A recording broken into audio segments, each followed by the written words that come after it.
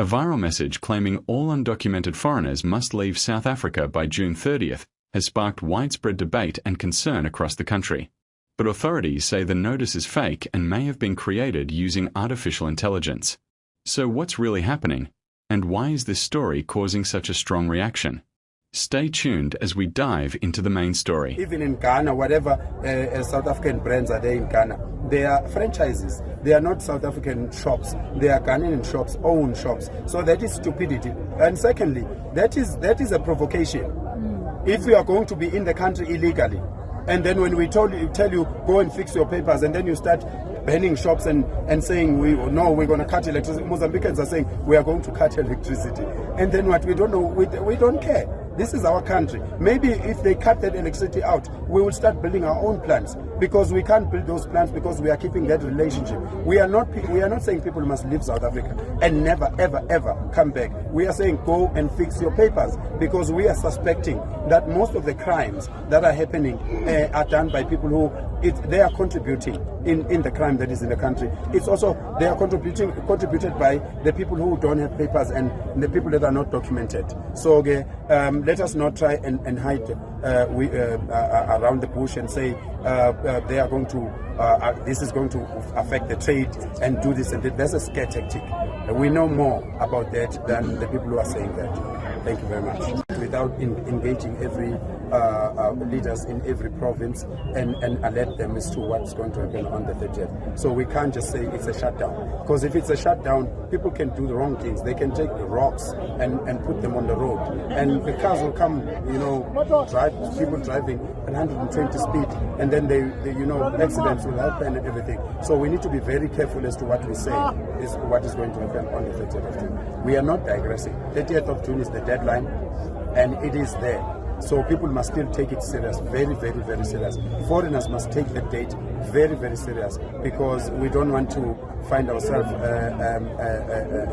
stopping our people from doing things that are responding to the things that the foreigners are saying to our people. My last question, I want you to expand. The old man, we love him.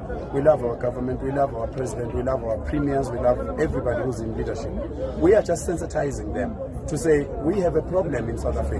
The problems that they know, we are just giving them courage to fix those problems. We don't want to, that's why we go to buildings and show them that there's drugs there, and then they go inside the building and then they find drugs. That's why we tell them there's prostitution there, there's young kids there. We go there, we find 3 months old toddlers. We go to Durban, we find Amapara, the street kids. And those are the evidence that we are saying to the president, address the issue. Don't try and find, because you see the minister in the presidency, there's so many different stories she gave now. First, she said we are tribal.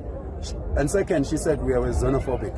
And third, now she says we can march, but there is no shutdown. And we never said there is a shutdown. So we are seeing a technical engagement, and we are seeing technical response. They are supposed to face the problem and come to us and talk to us, not to try and intimidate people, because that is what is going to aggravate people. And people, when they go out of control, there's nothing we can do. We don't want that. We've been crying for almost 1 year, 6 months. Why are the leaders are not coming to us and addressing these issues instead of trying to find? They told us there will be a dialogue. Why must we go and sit on a dialogue? What we must talk about? Why we must go and sit down and talk?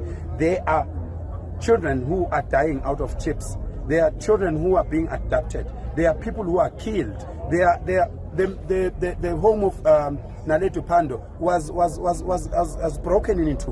Why must we sit down and talk? What are we going to talk about?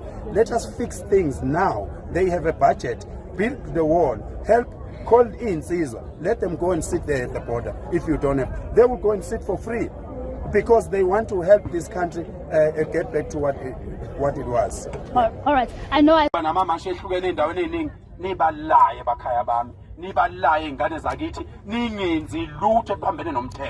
ningenzi lutho ephambene nomthetho, ngoba bacabanga ukuthi lo mhlaka-30 umhlaka-30 abazobopha ngawo abantu, umhlaka-30 abazodubula abantu ngawo amaphoyisa, ngoba akuwona wonke amaphoyisa, khona amaphoyisa ajabula nje ukudubula abantu. Anikaze lidubulele utho nje igebengu liyayiyeka into elithandayo ukudubula abantu labo bangazoni manje ngiyaxolisa ke maphoyisa ngoba ngibuye ngishaye phela nakini ngoba hayi ngiyaxolisa ke bafowethu kodwa ngicela ukuthi senze umsebenzi walamadoda nosisi abasebenza umsebenzi wokugcina umthetho ngicela senze umsebenzi wabo ube lula singenzi lutho niyezwa yini wengane zakwethu ngicela ukunitshela nesikhathi siqala lento kwakuthiwa ngeke siqede 2 weeks sathi masiqede 2 weeks bathi ngesiqede inyanga sathi masiqede 3 months. A viral message claiming that all undocumented foreigners must leave South Africa by June 30th, 2026, has sparked widespread debate and confusion across the country. The message spread rapidly on social media and appeared convincing because it included South Africa's official coat of arms as well as contact details associated with the Department of Home Affairs. Many people who saw it believed it was a genuine government announcement. The notice claimed that undocumented foreigners had until June 30th to leave the country and warned of possible arrest, detention, and deportation for those who failed to comply. However, South African authorities have rejected the claim. Officials stated that the notice was not issued by the government and described it as fake. Authorities further indicated that the graphic was generated using artificial intelligence and warned that it appeared designed to create panic among the public. This clarification is significant because immigration has become one of the most discussed issues in South Africa. In various communities, concerns about border control, employment opportunities, public services, and undocumented migration continue to generate strong opinions. At the same time, anti-migration groups in some areas have publicly called for undocumented foreigners to leave the country by June 30th. Those demands have attracted attention and sparked debate. But authorities have emphasized that these calls should not be mistaken for official government policy. What makes this situation particularly interesting is how easily the viral graphic convinced many people. By using official symbols and presenting information in a formal style, the message created the appearance of authenticity. This highlights a growing challenge in the digital age. As artificial intelligence becomes more advanced, it is becoming easier to create realistic-looking documents, graphics, and announcements that resemble genuine communications from public institutions. As a result, many experts argue that verifying information has become more important than ever before. A message may appear official at first glance, but appearance alone is not proof that the information is genuine. The controversy also demonstrates how quickly information can spread online. Social media platforms allow content to reach thousands or even millions of people within a short period of time. Once a claim gains momentum, correcting misinformation can become difficult, even when official clarifications are issued.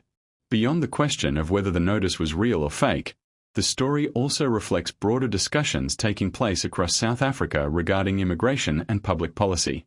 Different groups hold different views on how immigration should be managed.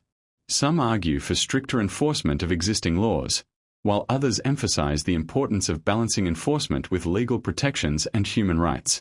Regardless of where people stand in that debate, accurate information remains essential. Public discussions are most productive when they are based on verified facts rather than misleading claims. For now, the government's position is clear. Officials say the viral June 30th notice is not an official government directive and should not be treated as such. The incident serves as a reminder that in an era of artificial intelligence and rapidly spreading social media content, citizens must be cautious when evaluating information that appears online. As South Africa continues to debate issues surrounding migration, policy, and national priorities, one thing remains certain: separating fact from fiction has become an increasingly important part of public life. And that may be the biggest lesson from this entire controversy. In a world where technology can make almost anything look real, the ability to verify information may be just as important as the information itself.